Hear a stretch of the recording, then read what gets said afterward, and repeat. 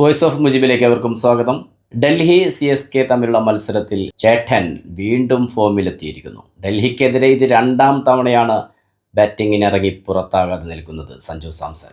ഡൽഹിക്കെതിരെ ആദ്യ മത്സരത്തിൽ 115 റൺസ് അടുത്താണ് പുറത്താകാതിരുന്നതെങ്കിൽ ഇന്ന് വിജയത്തിലേക്കുള്ള 156 എന്ന സ്കോറിലേക്ക് ബാറ്റെത്തിക്കൊണ്ട് 87 റൺസുമായി പുറത്താകാതെ നിന്നു സഞ്ജു സാംസൺ. മാത്രമല്ല, കളിയിലെ താരമായി തിരഞ്ഞെടുക്കപ്പെട്ടതും സഞ്ജു സാംസൺ തന്നെയാണ്. രവി ശാസ്ത്രി മത്സരത്തിനെത്തിയാൽ തീർച്ചയായും സഞ്ജു സാംസൺ ഫോമിലേക്ക് എത്തും എന്നുള്ളത് വീണ്ടും യാഥാർത്ഥ്യമാകുന്നു. ചെന്നൈ മത്സരത്തിൽ ഇന്ന് രവി ശാസ്ത്രിയുടെ സാന്നിധ്യമുണ്ടായിരുന്നു. തമാശക്കെന്ന പോലെ കഴിഞ്ഞ മത്സരത്തിൽ സെഞ്ചുറി അടിച്ച സഞ്ജു സാംസൺ അന്ന് പറഞ്ഞിരുന്നു, സാർ എല്ലാ മത്സരത്തിനും എത്തുകയാണെങ്കിൽ എനിക്കത് നല്ല ശുഭസൂചനയാണ്, താങ്കൾ വരണം എല്ലാ മത്സരത്തിനും എന്നായിരുന്നു. അത് വീണ്ടും യാഥാർത്ഥ്യമാകുന്ന കാഴ്ചയാണ് ഇന്ന് ഡൽഹിയിൽ കണ്ടത്. അതുപോലെ തന്നെ സഞ്ജു സാംസൺ ഫോമിലെത്തിയാൽ ചെന്നൈ ജയിക്കും എന്നുള്ള ഒരു വിശ്വാസം ആരാധകർക്കിടയിലുണ്ട്. അതും വീണ്ടും യാഥാർത്ഥ്യമാകുകയാണ്. 4 മത്സരങ്ങളിലാണ് സഞ്ജു സാംസൺ ഫോമിലെത്തിയത്. 115, 101, 87, 47. സഞ്ജു സാംസൺ മികവ് പുലർത്തിയ ഈ 4 മത്സരങ്ങളിലും ജയം ചെന്നൈ സൂപ്പർ കിങ്സിനായിരുന്നു. ഇന്ന് സ്വന്തം കാണികൾക്ക് മുന്നിൽ ടോസ് ലഭിച്ച ഡൽഹി ക്യാപ്റ്റൻ അക്സർ പട്ടേൽ ബാറ്റിംഗ് തെരഞ്ഞെടുക്കുന്നു.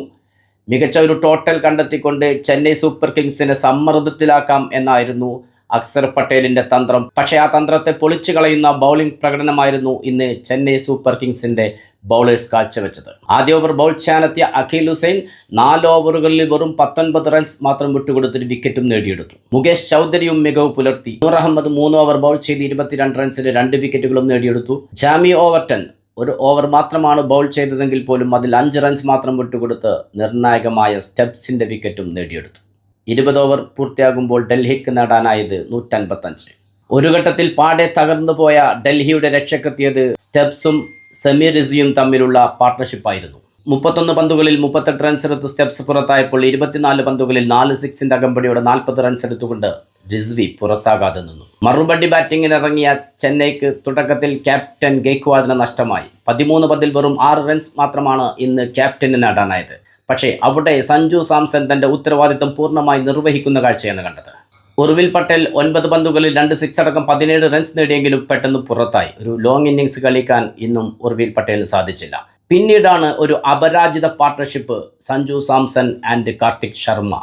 വെറും 66 പന്തുകളിൽ 114 റൺസിന്റെ പാർട്ട്ണർഷിപ്പ് പടുത്തുയർത്തി ചെന്നൈ സൂപ്പർ കിങ്സിന് 8 വിക്കറ്റിന്റെ അത്യുജ്വല വിജയം സമ്മാനിക്കുന്നു. ഇന്നത്തെ വിജയത്തോടെ നിർണായകമായ 2 പോയിന്റ് കൂടി ചെന്നൈ സൂപ്പർ കിങ്സ് തങ്ങളുടെ അക്കൗണ്ടിലേക്ക് വരവ് വച്ചിരിക്കുന്നു. പ്ലേ ഓഫിനുള്ള സാധ്യത നിലനിർത്തുന്ന ഒരു അത്യുജ്വല വിജയം തന്നെയാണ് നേടിയത്. ഇന്നത്തെ വിജയത്തോടെ സഞ്ജു സാംസൺ ഒട്ടനവധി നേട്ടങ്ങളാണ് കൈവരിച്ചത്. 15ാം സ്ഥാനത്ത് നിന്നിരുന്ന സഞ്ജു സാംസൺ ഇന്നത്തെ 87 എന്ന മികച്ച സ്കോർ കണ്ടെത്തിയതോടുകൂടി സ്കോർ നേട്ടത്തിൽ 5ാം സ്ഥാനത്തേക്ക് എത്തുന്നു. ഏറ്റവും കൂടുതൽ ബൗണ്ടറി നേടിയ താരങ്ങളിൽ 2ാം സ്ഥാനത്തേക്ക് എത്തുന്നു. ഏറ്റവും കൂടുതൽ 6 നേടിയ താരങ്ങളിൽ 7ാം സ്ഥാനത്തേക്ക് എത്തുന്നു. ഇന്നത്തെ മത്സരത്തിൽ 6 സിക്സുകളും 7 ഫോറുകളുമാണ് സഞ്ജു സാംസൺ നേടിയത്. ഒരിക്കൽ കൂടി മലയാളി കരുത്ത് ചെന്നൈ സൂപ്പർ കിങ്സിനെ വിജയത്തിലെത്തിക്കുമ്പോൾ ആരാധകർ ഒന്നടങ്കം ആവേശത്തിലാണ്, സന്തോഷത്തിലാണ്. ഇനിയും ഇത്തരം അത്യുജ്വല ഇന്നിംഗ്സുകൾ കളിക്കാൻ സഞ്ജു സാംസണും മികച്ച വിജയങ്ങൾ നേടാൻ ചെന്നൈ സൂപ്പർ കിങ്സിനും സാധ്യമാവട്ടെ എന്ന് ആശംസിച്ചുകൊണ്ട് തൽക്കാലം വിട.